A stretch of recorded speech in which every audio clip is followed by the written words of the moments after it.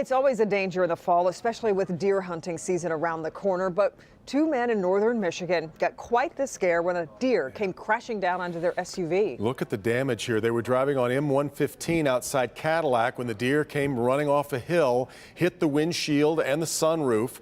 Pastor says he felt the hooves kick him in the chest.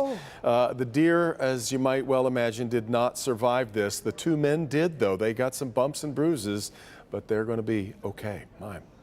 The number of Americans filing for unemployment benefits for the first time has dropped, but still historically high, as you might expect. 787,000 people filing last week, better than most analysts expected. It is the third consecutive drop. But still, more than 8 million Americans are applying for continuing benefits. The October jobs report could be better than expected, but analysts fear a surge in cases, which we're watching right now in the pandemic, could change that. We'll see. All right, Local 4 News at 6 is next. Got an update on the COVID vaccine trial that was halted after one of the participants died. Why it is now back up and running again, coming up. Plus, a family's wedding celebration turns to terror as one of them is shot and left paralyzed. Now they're speaking out, and we'll show you the man police believe pulled the trigger and is still on the run. Here's Sean. The Local 4 defenders learning of COVID concerns here at 36th District Court and at Frank Murphy Hall of Justice, and why jury trials have suddenly been put on hold. I'm John James, and I approve this message. And I'm Liz James, married to the helicopter pilot with a big smile. I know politics is rough, but it shouldn't be dishonest. This ad for Senator Peters saying John doesn't care about kids with asthma is hurtful. Our son Hudson has asthma, a pre-existing condition that sent us to the hospital this May. I can assure you, John will always protect everyone with pre-existing conditions. And Senator Peters, please leave children like mine out of your campaign. Here's Haley Stevens' plan to fight COVID. You will see darkness, you will be pushed. It's embarrassing and a failure. I'm Eric Asaki, a registered nurse with a plan that makes sense. We must do more to protect the vulnerable and stop the spread so that we can safely keep our kids in school and go back to work. I'm Eric Asaki. I approve this message because in Congress, I'll solve problems, not just shout about them. Medical need, wars and flus pass. Gary Peters makes government work for himself. Peters has a Cadillac health plan, only available to politicians, and Michigan taxpayers get the bill. Worse, Peters is pushing government-run healthcare that could raise your taxes even more and slash hundreds of billions for hospitals. Cadillac healthcare for Peters and a crappy health plan for you. And Peters would make you pay for both. More for Gary Peters, less for you. Senate Leadership Fund is responsible for the content of this advertising. I'm Joe Biden, and I approve this message. 4 years ago, Donald Trump asked Black America a simple question. What do you have to lose? Since then, we've seen a rise in racial violence and white supremacy, an increase in poverty while giving tax cuts to the rich. 200,000 dead from COVID. 1 in 5 are Black. We've lost our jobs, our businesses, our dignity, and even our lives. And he dares to ask, what the hell do you have to lose? Damn near everything. Live from downtown Detroit, home of WDIV and Click on Detroit, Local 4 News at 6 starts now. The state's chief medical executive tells Michiganders to consider takeout instead of dining out. So what do restaurant owners and customers think of that? Paula.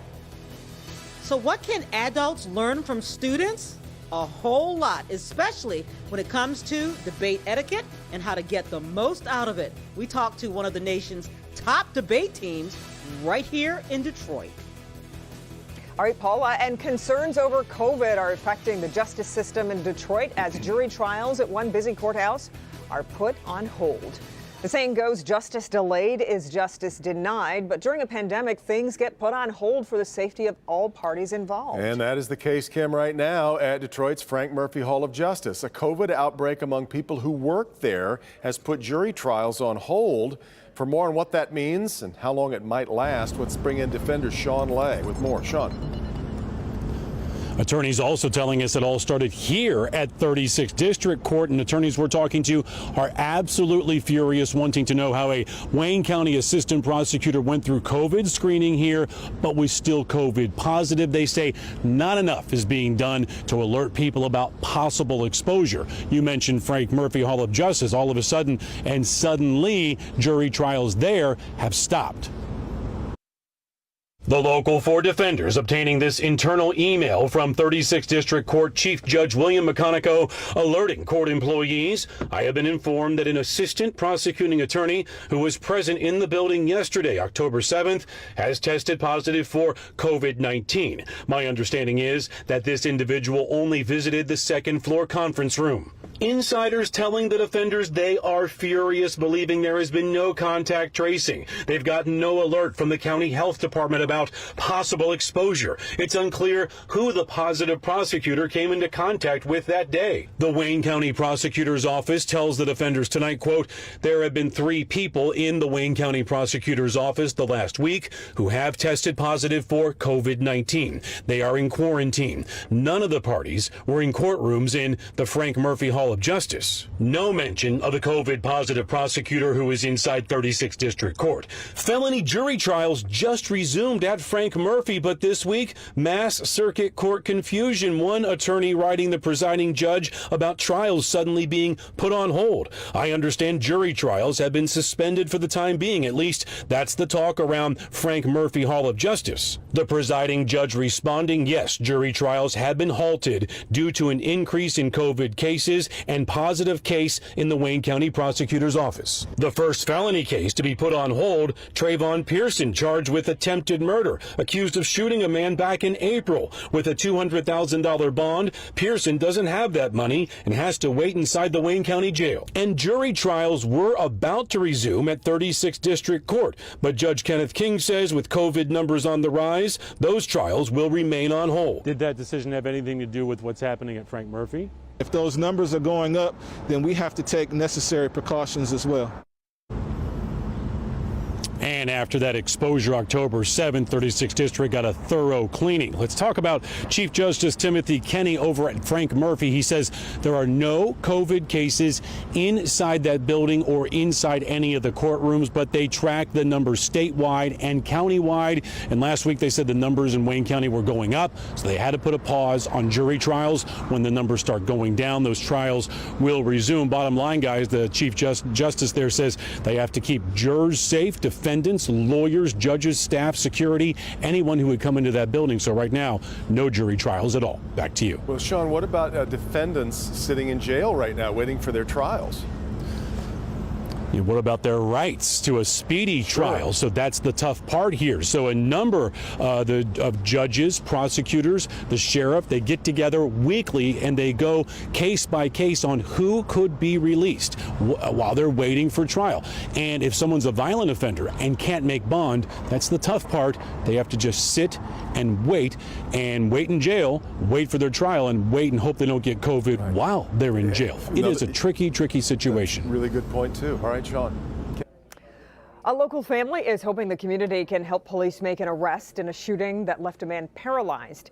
It happened in the driveway of a home on the same day the family was celebrating a wedding. Our Larry Spruill spoke with that family and police who say they know who they're looking for. The family says that shooting happened on October 10th when the two men got in some type of altercation. The suspect pulled out a gun, fired multiple shots right here at this location, and then got in a car and drove off. October 10th was a great day for most of us anyways. I got married on that day. But Jonathan Turk says that day quickly turned into a tragedy. His brother was shot multiple times. Turk is not identifying his brother for safety reasons, but says he came home to get a karaoke machine for his wedding reception when he was shot in this driveway on Ashton Avenue on Detroit's northwest side. A few minutes later, I got a phone call from my child screaming, telling me my brother was gunned down in the driveway just behind me right here. He was shot in front of all 3 of my children, in fact, as well as my neighbor's children. Police identified the suspect as this man, Kareem Jerome McPherson. DPD officers say he was last wearing a blue hooded sweatshirt and dark-colored pants. My brother is still in severely critical condition. He's paralyzed from the waist down. He lost an organ, and this guy right here is responsible for it. So today we're here to ask anybody watching, if you know this guy, if you know where he's hiding, if you know who's hiding him, if you have any information, please come forward. The family has started a GoFundMe account. That information is on our website, clickondetroit.com. Reporting on Detroit's northwest side, Larry Spruill, Local 4. Okay, Larry, let's get now to an update on a story we have been following all week. A person of interest in a road rage shooting in Dearborn is now facing charges. We showed you the incredible cell phone video of a man opening fire on another car. This was Sunday night. Police say a tip from a resident led officers to make an arrest on Tuesday. 38-year-old Luis Angel Barrios Rosario is now charged with assault with intent to murder, and he is due back in court next week. Checking today's coronavirus headlines, the state of Michigan today confirmed 1,873 new cases of COVID-19. 43 more people have died, and that number includes 31 deaths found in a review of vital records. And big news from the FDA. They've approved the antiviral drug remdesivir as a coronavirus treatment. It's the first fully approved treatment for COVID. Studies suggest the intravenous drug shortens recovery time in some hospitalized patients. Meanwhile, trials of the COVID-19 vaccine being developed by AstraZeneca and Oxford University are continuing after an independent safety board reviewed the circumstances surrounding the death of a participant in Brazil. Brazil media is reporting the volunteer was a 28-year-old doctor who died of COVID complications after working with infected patients. That has not been confirmed by AstraZeneca, citing confidentiality. Outside experts say the quick decision to continue the trial is likely a sign that the volunteer who died recovered and received the placebo, not the actual vaccine. The same trial was pushed last month after a participant in the UK developed neurological problems. Researchers were given the green light to continue several days later in the UK and Brazil. The trial, though, remains on hold here in the United States. Decision 2020 now. Tonight, President Trump releases an unedited interview with 60 Minutes saying the interview is unfair to him. It has now been shared already thousands of times online, including by many people in Michigan. During the interview, the president was asked if he wanted to lock up Governor Whitmer after the crowd at his recent rally in Muskegon chanted, "Lock her up." They've closed up their states, and they're causing a lot of problems with these lockdowns. Suicide, drugs, alcohol. A lot of bad things are happening. Governor Whitmer's office has just sent us a response. It reads in part, instead of bringing this country together to fight COVID-19, the president has doubled down on violent, dangerous rhetoric that has put leaders like Governor Whitmer in danger. Now is not the time for division, though we should point out that he did say in the interview he did not want to lock up Governor Whitmer. Meanwhile, his running mate Mike Pence making the rounds across the state with just 12 days before Election Day. Vice President held a Make America Great Again rally this afternoon in Oakland County, the International Airport in Waterford Township. Vice President urged Michigan voters to continue a movement they started 4 years ago. Here in Michigan, you believe we could be strong again. You believe we could be prosperous again. Michigan said yes to President Donald Trump in 2016, and I know Michigan's going to say yes to 4 more years of President Donald Trump in 2020. Meanwhile, now the stage set for tonight's final presidential debate, 9 p.m., coming along from Nashville, Tennessee. Now, by most accounts, the last presidential debate was a rather ugly affair. Putting it nicely, polite discussion was the exception instead of the rule that night. Well, tonight in Nashville, there will be the option of muting the participants' microphones. But should it really have to come to that? A group of young debaters right here in Detroit know what it means to have a civil exchange of ideas. And today they were willing to show our Paula Tutman how it's done. Actually, our framework is more of structural. You're looking at the top policy debater in the state of Michigan, Carlos Smith, a fourth-year debater at Loyola High School in Detroit. Yeah, but we argue that you can't solve federal. Every year for the last 7, the top policy debater in Michigan's been from Loyola. And so he's pretty awesome, and he just got a 5th-place speaker at Yale tournament. And today, as he and his fellow members of the debate team prepare to watch the presidential debates tonight, they do so, likely, to learn what not to do. No, Mr. President. Go ahead. I'm asking you a question. Will you shut up, man? Listen, who is on your list, Joe? These young men have mastered the art of debating, and grown-ups can very possibly learn from them. You have millions of Americans clearing their next hour or their next 2 hours to prepare and watch this debate and evaluate this debate. Take your time, slow down just a tad bit. Be ready to listen to what the other candidate is actually saying. Keep in mind, these young men often prepare for up to 10 hours a day. They learn massive amounts of information so that on the turn of a pen, they can argue for or against any given topic with authority, knowledge, and an ability to be understood in a way that resonates. Actually build their arguments up so they could get their point across to the voters. They debate for judges, but tonight's presidential debate, the judges are you, the voters. I think they should just be honest. Like, there's people in power, so they should just list out the things that they've done for the community and just be honest with each other and to the world. The moderator can also do a great job of trying to keep the debate in structure. And for you, the judge, the voter, what could be the most important aspect of tonight's debate? Certainly that mute button, so you, the judge, the voter, can hear what you need to hear from your candidates. Paula Tutman, Local 4. Okay, Paula, and you can watch tonight's debate, of course, at 9 p.m. live here on Local 4.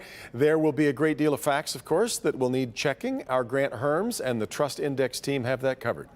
And you can tune in to Local 4 News today starting at 5 a.m. to see which claims hold up and which ones don't when given a closer look. All right, Ben is tracking the potential for a rather stormy Friday. Hey there, Ben. Yeah, Devin and Kim, we've got a big southerly surge. First, we're going to notice some warmer temperatures and then some pretty rough stuff beyond that as we head into tomorrow evening. We'll time out those thunderstorms for you in just a few minutes. So the COVID cases are rising and everybody's going inside now at the restaurant. A lot of people will be shut down. But the health department is not on board with that idea. What does that mean to the businesses? We're going to take a look.